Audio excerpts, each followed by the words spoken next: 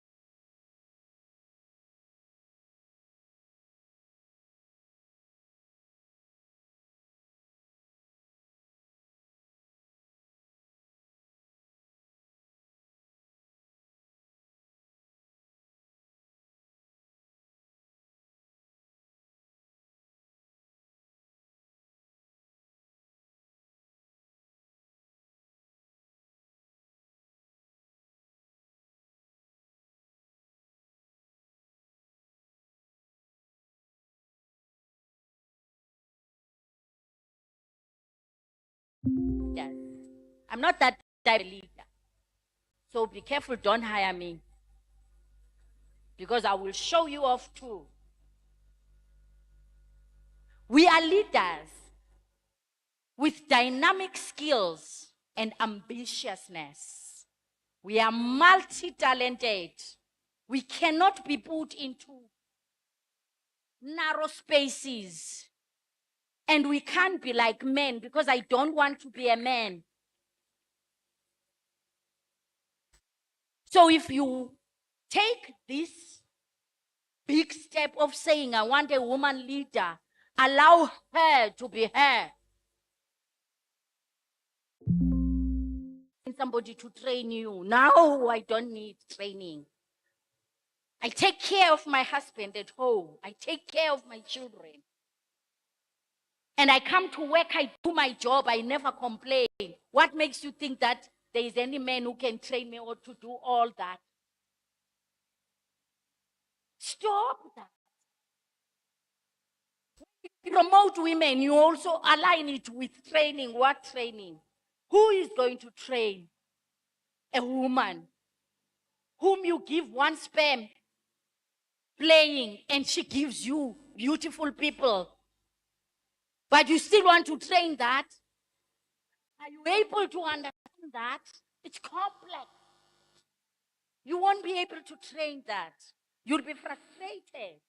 Give them opportunities. They will show you.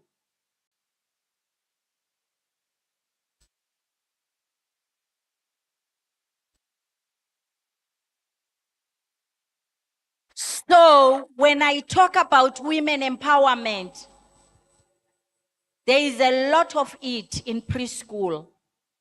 And it hurts me. And it ends there. But I'm also talking about addressing the societal needs of a woman. I don't know if women have noticed that we are running out of husbands.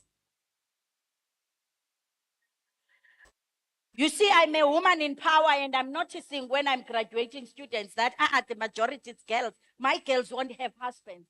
I need to go and work on these boys so that they graduate. We don't look at things in a narrow manner. We are having fewer boys graduating, and we need to take that as our agenda as women because our children need husbands. That is all women empowerment.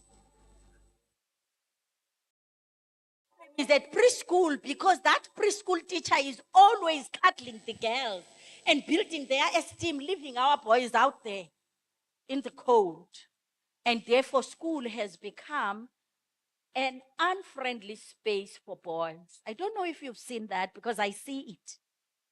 So we need to change things to make sure our children will have husbands. Because right now, our young girls are desperate. They go to the garbage bin and get something to make a husband. We all know that. Because we've ignored the boy child. But a woman will never ignore the son. So allow us to lead so that we can show you that we don't skew one direction. We are multi. We know we can't leave the boy. We need the girl. We can't leave the boy. Because we know the future of both of them. Because our girls are because of the boys. So humanities, do you see how big your job is? Social inclusion with reduction of inequalities. Still, our salaries are not the same as guys. But the reality about how we spend money as women is that you educate a woman, you educate a nation. Because we will never watch our extended families go hungry. But you give this man the money to go and look for girlfriends with it. Really bring it here. We will show you how to use it to nurture others and make sure they all go to school and the society changes for the best. The reality maybe is that women leadership has become a threat in South Africa, especially in higher education. They begin to say you are a bully. They begin to say you are too much, especially if you have integrity. They look at the soft skills. But really, stop it. Let us be. Let us take the future to where it belongs. Allow us. Stop worrying about, Sisi and her emotions. I have to have emotions. I'm human. And then stay there where there are no emotions, but you will have mental issues. Because the reason why I need to cry is to release, and you are not releasing, you are scared to release. Let's come together, build each other, and see where we can go. So this empowerment is my key thing. So therefore, to the colleague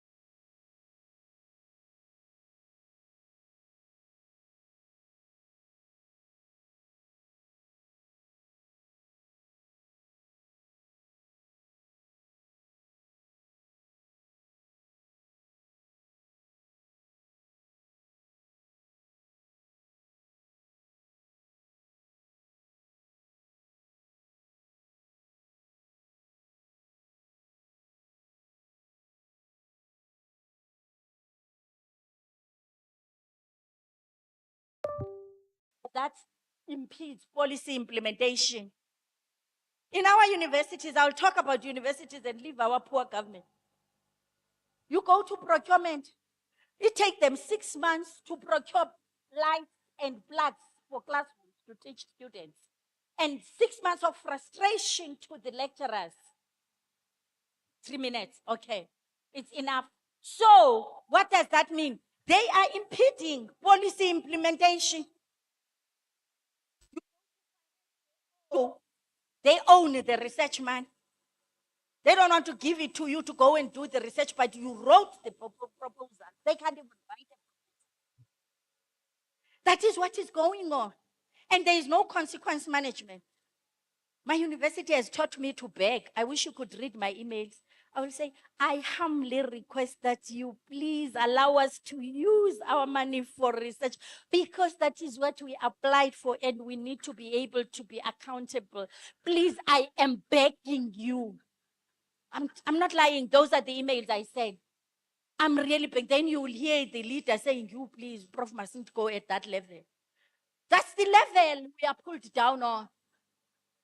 But I can assure you, in my division, you will never be pulled down to that level. But in other divisions, I beg. Can we please beg you to buy those chemicals for the science lab, because our students are not able to learn. We did it last year, this procurement thing, but we still don't have them. What's wrong? Those are our graduates. Don't forget that. We need to address human factors such as social, political, and ethical, because I've been talking about ethics all the time. The UNESCO Declaration of 2013 championed culture as an enabler and driver of sustainable development. But policymakers rarely draw upon the vast reservoir of cultural expertise that is the humanities.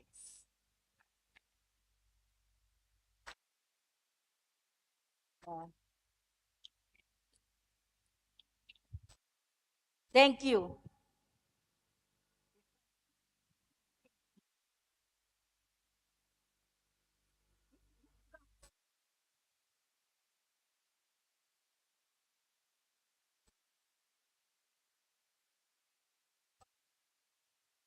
Uh, I hate doing this to you, especially when somebody has passion about his or her topic.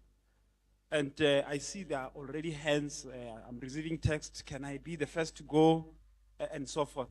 So we have, 10 minutes of questions and answers. So you will have to really see to it that within the 10 minutes we nudge. But I also have noted a few things here, Prof. And Prof. Maso. Because I want to believe that Professor Feza's presentation, colleagues, incisively so, brings together the theme of the conference. And maybe somebody would say, why? I mean, she's talking a lot of mental health. And I've noted down a few questions here, Prof. Is our curriculum liberating our children's intellect? Is it unlocking their imagination, the ability to develop self-respect? Is our parenting building self-respecting and nation-building characters? What has our work environments turned us into? Robots? Are our habits about reflective people who are intentional about living in harmony with themselves, their fellow beings, and their environments? So these questions, I arrive at this question: what kind of minds are our environments and faculties producing? And she's saying self-destructive minds. Professor Soni, Professor Tuleni are NRF researchers, are collaborating together in education and in mental. I think, gentlemen, you have a big role to play here. Professor Mautu, I'll start with you. You're the first to raise your hand.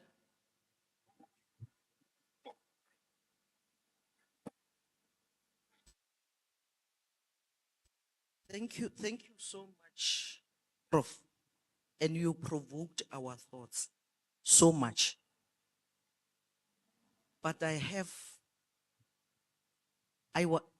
as you were proceeding with your presentation, I was like, oh.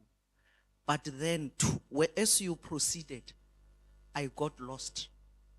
For me, gender is not synonymous to women. And the introduction of your presentation, I liked it.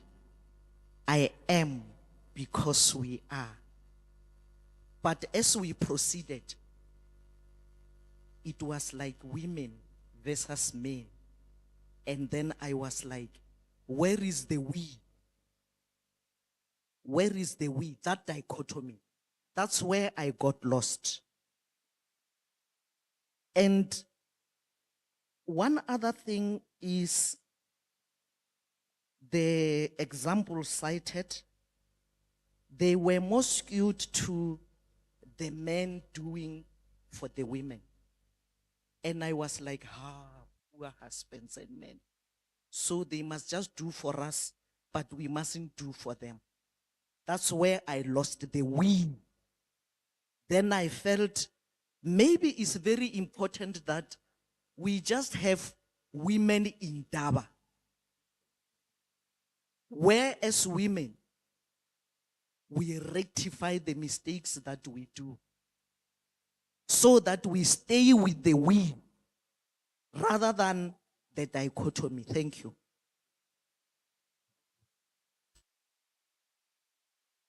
It was me first. Diplomatically, I had to let Madam Dean go first. Of course, I agree, as an African, to defer to the elders. So my dean, Hunad, was right to speak before me. I'm not protesting. Thank you, Professor Feza. I just want quickly to respond directly to some of the allusions to the DVC research, innovation, and partnerships of the University of Limpopo. I just want to indicate that in the 10-minute slot given to the DVC, the luxury that you had of presenting a keynote was not there. In other words, we had to condense a lot, so some things could not have been said. Things like how we intervene on the part of the supervisors, empowering them so that their interaction with the students. So one would have expected one to have been sensitive about the fact that the luxury of speaking for 10 minutes, not presenting a paper is not there in that kind of item. Otherwise, on another platform, we can actually provide a lot of data, analyze and discuss it. Right, back to the paper. Of course, what Prof said, Prof Mautu said earlier on, I also had that lingering feeling that the scientific supremacy above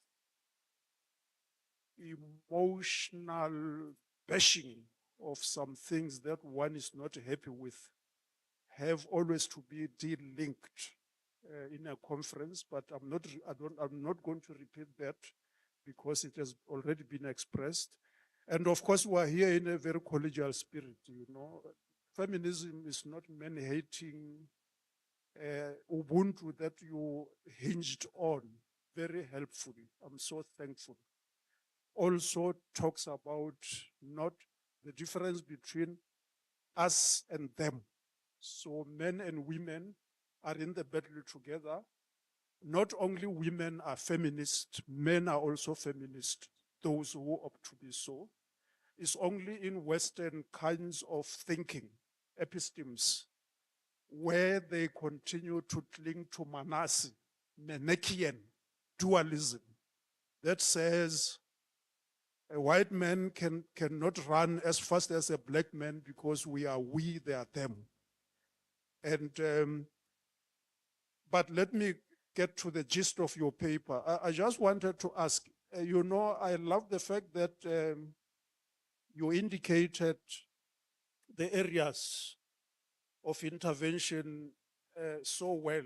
Quality education, gender equality and women empowerment, social inclusion with reduction of inequalities. These are the ills of the society we're in, and you so eloquently and elaborately and in a very detailed manner sketched those.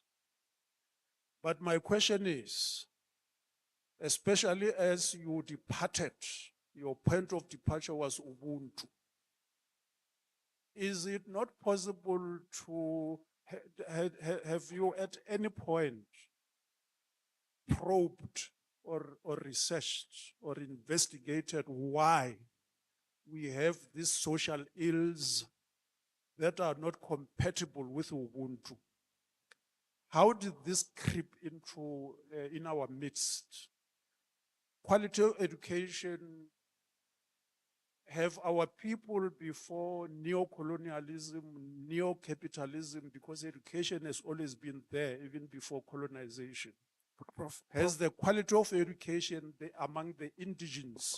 Prof. Rafapa, I'm going to ask those two questions. We keep them. Okay. I see there are many hands. If you ask multiple, Yes. yes. Just Has the quality of education always been as abominable as you have correctly diagnosed it from a fresh, original African perspective of Ubuntu? If not, why and where should we repair? hold it right there. Gender equality and women empowerment. We know that from the point of view of Ubuntu, men do not oppress women. It is telescopic research from the West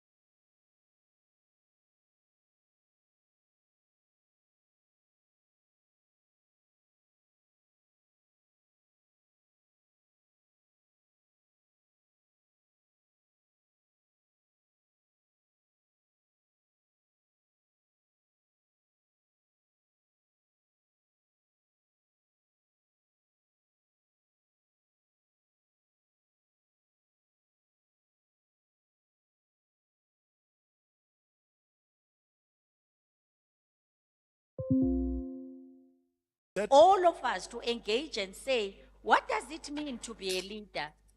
In a society that needs sensitivity in understanding even gender itself, because gender is beyond male and female.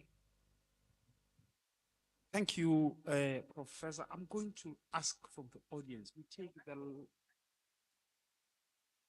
Yeah, that's what I mean. That's why I'm saying. I mean, you will always engage at your level, Prof, because you are. Yeah.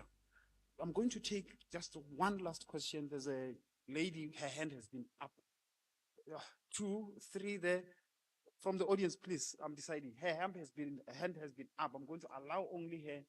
Then we close the session. Professor will still be here. Am I right? You can still interact with her on the ground. She'll still be here. Thank you so much, Professor Feza. I think I'm asking this question for myself, but also for a lot of young scholars that I don't think we are as represented. So that's why I'm pushing. So as emerging scholars, there's a pressure to always raise a hand when in our departments there's a need. If they need someone to fill up a spot, if you need to volunteer, whatever, you need to be present. Yet we sit with the highest teaching loads, the highest research supervisor loads, and that compromises our personal research, leading us to not graduating on time and not publishing enough, like all these things that we need in order to be promoted. And so the easiest thing to compromise is our own health. So our physical health, including mental health. So I want to link to connect to a part that you spoke about self-care and taking care of ourselves and, prioritizing interpersonal relationships and all of that. It's not always easy, right? Because the toxic environment, the work spaces is not allowing for that. And I think especially as young scholars, we are always struggling to balance that. And now there's this big push from especially like from leaders such as yourself that we need to prioritize our health, and we don't know how to do that. So I wonder if you can like just chip in on that. How do we balance that, ensuring that we are well, but at the same time sitting with these pressures that we need to show up, we need to produce, but also we need to be present in our faculties? Thank you. Working in toxic spaces, help us.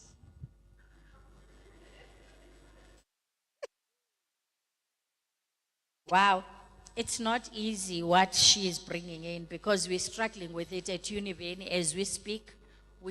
I think for me to get exposed to that, I had to attend a fire conference for women, and then young people were able to talk to me. So when you are a leader, some of the things you miss them.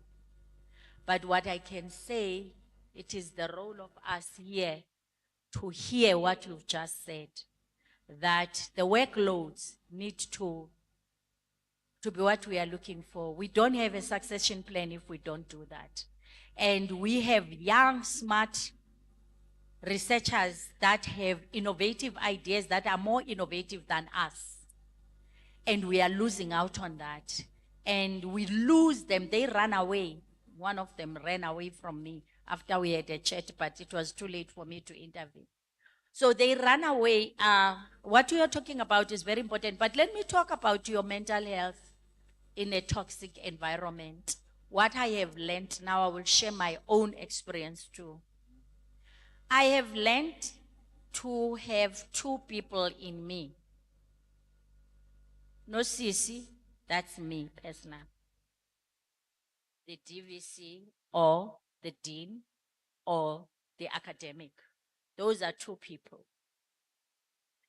Then once I designed that for myself, I listed what does Nosisi want. It took me a long time. You're still too young, you'll get there. And once I realized what she wants, she had to get what she wants. The reason why I'm working so hard is because Nosisi wants 1, 2, 3, 4. She must get it.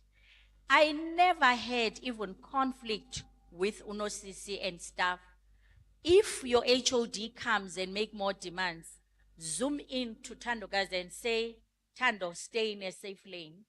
And the academic in me should engage professionally on the subject matter and say, in the 40 hours that I'm employed a week, can you show me how can I fit in all this? Those are the things you are supposed to be able to say to me. Prof, it's 40 hours. Can you then divide it for me according to what you are giving me? And also, it is the university's mandate that you graduate. And I'm talking to leaders. The staff members that are studying, it is our mandate to make sure they graduate. If they don't graduate, we are poor leaders. So we need to sit with them and identify the gaps and the challenges they are facing so that we give them the support. We have started with Prof. Bandu, and I think he has started calling them one by one and talking to them and finding a way to make sure they get the support. We support them. We have workshops and all that. But please wake up early in the morning. Wake up early. Be ahead. Start by exercising.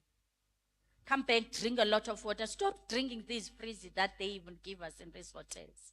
Stop that. Stop eating wrong things. We don't have time in academia to take care of ourselves, but start with food.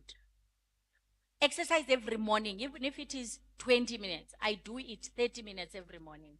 I might look chubby. I'm healthier than many people. So it's not about how you look, it's about how you feel. I can run, I do all these things, but prioritize. Every morning, wake up.